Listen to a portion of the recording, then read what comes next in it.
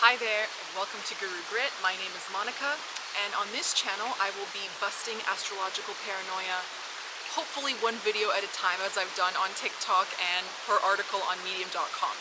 So today I'm obviously feeling very green, beautiful emerald color. I'm feeling really mercurial, and it is Mercury Day. It's Wednesday.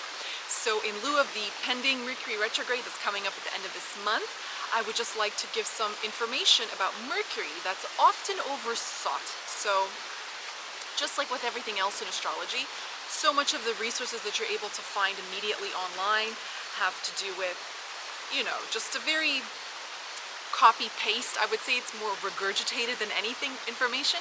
But the planets have to, and the signs and the houses have to encapsulate every single area of human life into a few sections. And for this, I think planets have a hard job, because unlike signs and houses, there's 12, we've only got 7 planets to work with. So what are all the things that Mercury represents? So before I start, if you'd like to support me, you can find me on Patreon. I have a PayPal badge, so thank you so much for the people who do that every month. I truly appreciate it. You can find me on TikTok, Instagram, etc. Or just email me if you have a question. So I was contemplating Mercury, and I put up a post today where a wonderful UK digital artist, Lily Hirani, drew me a beautiful picture. And I know her chart quite well, and she's one of my clients, and I thought, that's so fitting for Mercury, and we never really talk about it. We always assume Venus has something to do with that, etc. Of course, there are creative signs, such as Leo, and that makes perfect sense. But let's discuss Mercury, what he is and what he can do for you. So feeling so inspired, I'm going to ride that wave and go for it. So first things first, why am I wearing green and emphasizing this? Because green is Mercury's planetary color. And Wednesday is ruled by Mercury, of course. In Latin languages, it's miércoles or mercredi. So we know that Mercury rules Wednesdays. So on Wednesday, if you wear green, you can make your Mercury stronger. Now, Mercury obviously rules things like intellect.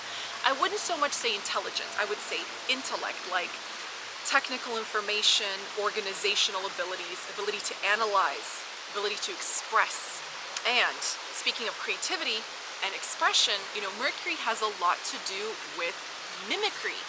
He likes to have fun. He's a bit wicked, like a jester, so he can be quite funny, because timing is really important to a sense of humor. This is why, in my opinion, Mercurial and Saturnian people are the funniest, because Saturnian people, Aquarius and Capricorn energy, are very dry, and they might not talk very much, but when they do, it's enough to just level the whole room. And Mercurial people, of course, can be really quick-witted, etc.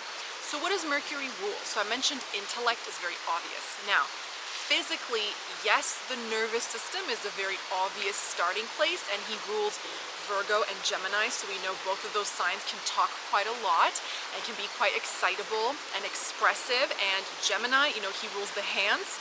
So in Gemini, you get people who are very Gemini energy, can use their hands a lot. A really good example of this is Amy Schumer, who has this very distinct hand gestures when she talks and things like that. Mercury also rules the skin. So if you have a poorly positioned Mercury, or a Mercury that just needs a little bit of help, you might have certain skin disorders. So that's filtering, or acne, or rashes, or things like that, or maybe even injury to the skin. You never really know. So another example is, let's say he's exalted and in a very good house, like the first house, but you still have poor skin, and you're wondering, how can that be? Sometimes when we have an exalted planet, we tend to lean on it far too much. So in a sense, you can abuse a very strong planet and get carried away. So if you're an overthinker, over-talker, and you consume too many stimulants, and you're supposed to have a strong Mercury, in Gemini, Virgo, I would say in any air sign, honestly, I really love him in Aquarius very much, then yeah, you might not have the best skin, or maybe some allergies or something like that agitate the skin because you just use him too much. You don't give him a chance to rest, really. So let's discuss Mercury as what he can do for the individual. So as we know, it's intellect. So things like business sense and financial savvy are very obvious. It can make a person clever, really clever. I'd like to think a person cunning, like a fox, and mercurial. Whoop, there I go. That's not very Mercury. Mercurial, such as good with money, as in mercantile. You know, merchant comes from the word Mercury, so I always think of like the spice trade when I think of mercurial people that have a little bit of everything, and variety is the spice of life to these people. So if you have a lot of mercurial energy, you know, like 4 or 5 planets in Gemini, an exalted Mercury, Mercury is the planet holding the highest degree in your chart, then you might be someone who just needs a little bit of everything. A little bit of everything. And that has to be all right. Another thing is, because Mercury has this connotation of trying, like he likes to try things, so sticking to an orthodox schedule, as organized as that person might be, actually might not be the best thing for them in some cases. I say that very loosely. You have to see the whole chart. But even in terms of your, you know, digestion, your nervous system, etc. So maybe you don't want to drink the same kind of coffee every day. You like to switch it up. And you like to try, you know, foods that are maybe not foods that you grew up with. He likes to taste things. He likes to go out there and give things a shot. So that's actually quite phenomenal.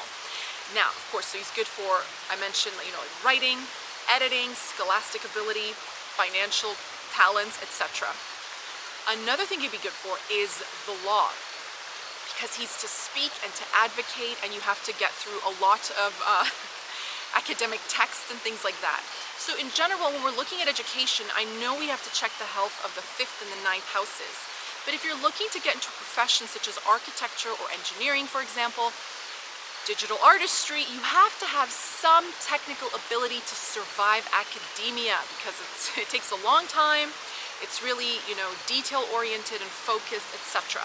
So if you're looking to do anything in your lifetime that's going to take years of learning, you want to make sure you have a strong Mercury. Really good example of that is astrology, because now online we have so many people pitching their astrology universities, and it's a 3-year program or a 2-year program if you're lucky, a 4-year program, etc. And you need to have a healthy Mercury to get through that. If you don't, you know then, and then you can apply yourself, which I'm sure he'll really appreciate. Now, one of the lesser known things, and I told you I would tell you the lesser known things, is general skills. So Mercury shows if a person can be skilled at something. So if you have a strong Mercury in the 1st house, let's say, you know, in Libra, you could just generally be a skilled person.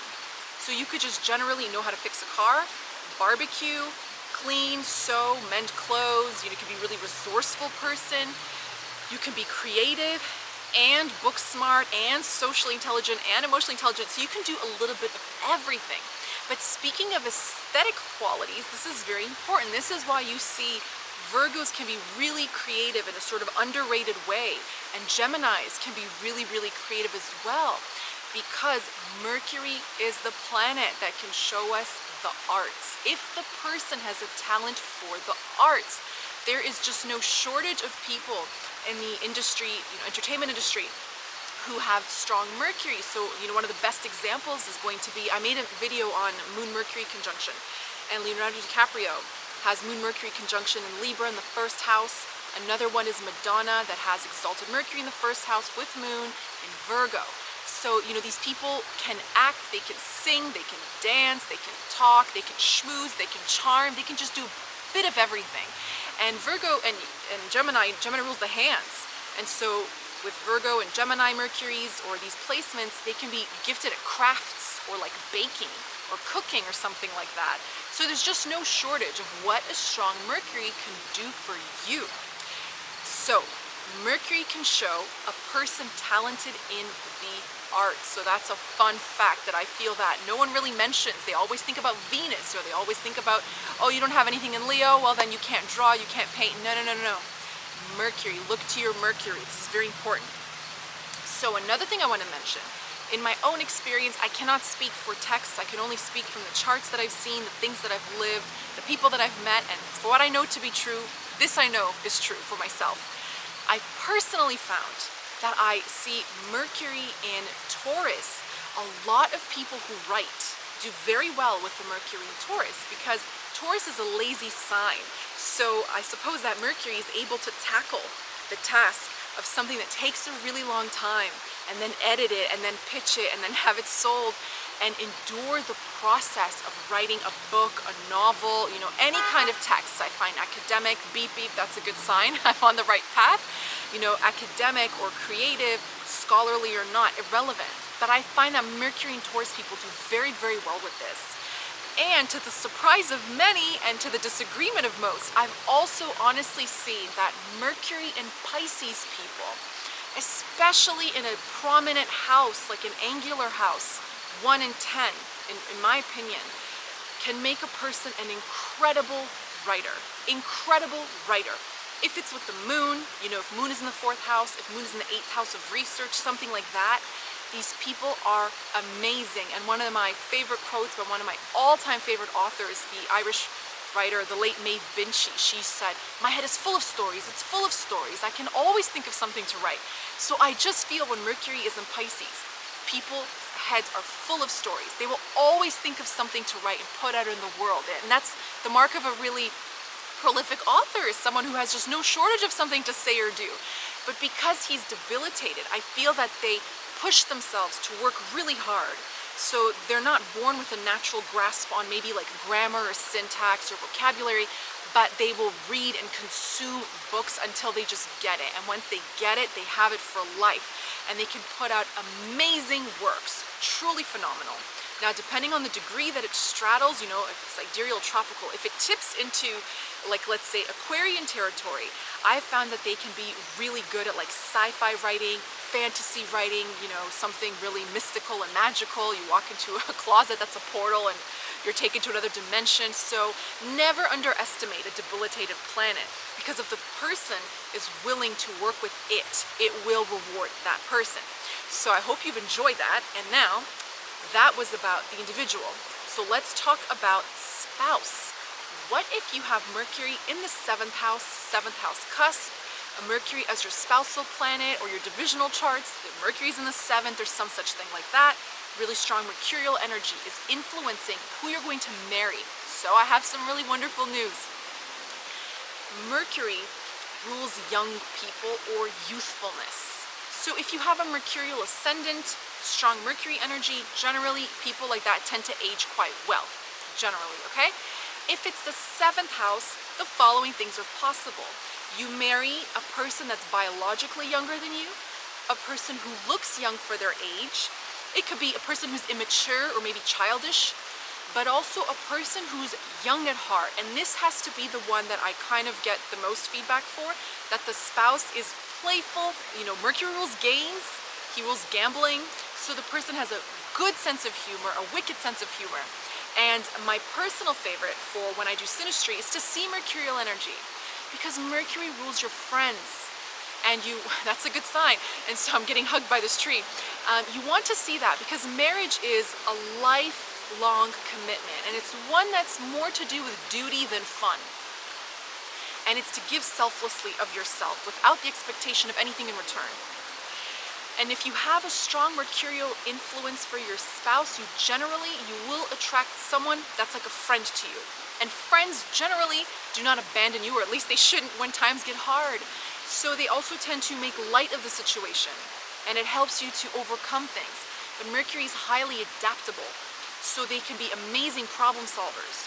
You know, they can be really logical, really strategic, and kind of deliver things as and when they're needed to help you with the ebbs and flows of life. Life is not consistent.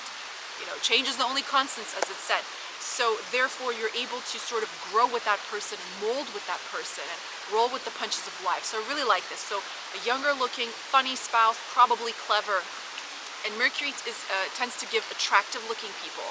And because he rules the skin, look for people, I mean, maybe you look for them, I don't know, maybe they just come to you. They probably will just come to you, because one of my favorite quotes is by Neville Goddard, and he says, "Never go looking for love. Those who search for love only make manifest their own lovelessness." And Mercury is a planet that does facilitate manifestation. So let it come to you. But when it comes to you, you'll probably get a spouse that has a deeper skin tone or complexion than you. There's many ways to see foreign spouse, but let's just say, you know, they could be foreign to you, Or if they're the same race or ethnicity from the same community as you, then they could just be someone who tans better than you. Whatever that is to you, whatever definition that is to you. I always give the example of myself. My sister and I are full-blood siblings. She burns, she peels, she gets mosquito bites, everything you can imagine.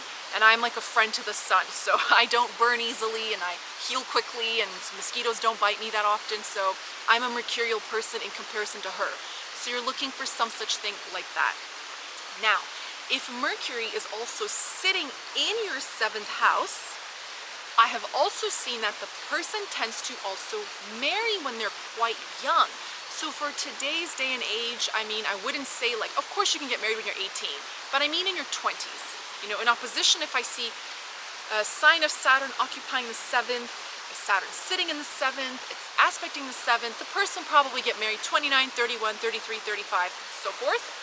If it's Mercury, they can be married, you know, 25, 26, etc. Another thing is if it's with the moon or aspecting the moon or just the moon. I've also seen moon in the 7th house, people can marry young, like 22, 24, etc. So those are some things to note about a mercurial spouse. And so don't forget, even if you meet someone who's mercurial, you know, like maybe they work in finance or banking or computer science, etc., they will still have some creative ability or creative hobby or interest. I remember one person had an influence. My battery died because I was rambling so much about Mercury, but before I started filming this, I said to myself, if some Mercury in Pisces things happen, I don't care. I'm just gonna keep rolling with the punches because I know the retrograde is upon us and I refuse to be defeated and I just don't care about being a perfectionist anymore. Better done than perfect. If you're struggling with your Mercury, better done than perfect. Just get through it. So, as I was saying, I've seen, you know, people that have a mercurial influence on their spouse and they will marry someone really, really, you know, on paper, just like very type A personality, but then they can have a really eccentric or quirky hobby. He rules one of the signs that's very eccentric, and that's the sign of Virgo. So this person's hobby was to, it's those little, I think they're Dungeons and Dragons like figurine things that you can collect, and they would like painstakingly paint them in amazing detail. It was like a little museum in their apartment. They had hundreds and hundreds and hundreds of them, and you would never think that this like business owner type would do something like that on their free time, but they did. So those are some of the things that you can look out for Mercury. A creative spouse, you know, actors, comedians, really funny people, eccentric people, and sometimes energetically even androgynous. So I hope this helps. I'll see you for the next planet in the next series. Thank you so much for watching, and I wish you a very happy Mercury retrograde. Bye bye!